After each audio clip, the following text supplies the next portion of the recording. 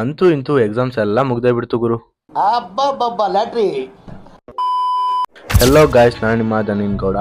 ಬೆಳಗ್ಗೆ ಎದ್ದು oats mill ತಿಂದು ನಮ್ಮ ಡಾರ್ಲಿಂಗ್ಗೆ ಫುಡ್ ತಿನ್ನಿಸಿ ಲಾಸ್ಟ್ ಎಕ್ಸಾಮ್ ಬರ್ದ್ಬಿಟ್ಟು ಬರೋಣ ಅಂತ ಫುಲ್ಲು ಜೋಶಲ್ಲಿ ಹೋದೆ. ಕ್ವಶನ್ ಪೇಪರ್ ನೋಡಿದ್ಮೇಲೆ ಗೊತ್ತಾಯ್ತು.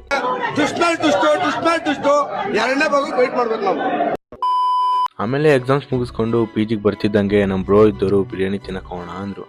ನಾನು ಸರಿ ಅಂತ ಗಾಡಿಗೆ ಪೆಟ್ರೋಲ್ ಹಾಕಿಸ್ಕೊಂಡು ನಾವು ಹೋಗಿದ್ದು ಆಕಾಶ್ ಹೊಸಕೋಟೆ ದಮ್ ಬಿರಿಯಾನಿಗೆ. ಇಲ್ಲಂತೂ ಏನು ಬಿರಿಯಾನಿ ಕೊಡ್ತಾರೆ ಅಂತೀರಾ, ಕ್ರೇಜಿ. ತಿಂತಾ ಇದ್ರೆ ತಿಂತಾನೇ ಇರಬೇಕು ಅನ್ಸುತ್ತೆ. ನಾವು ಹೋಗ್ತಿದ್ದಂಗೆ ಫ್ರೆಶ್ ಆಗಿ ಬಿರಿಯಾನಿ ಮಾಡ್ತಾಯಿದ್ರು.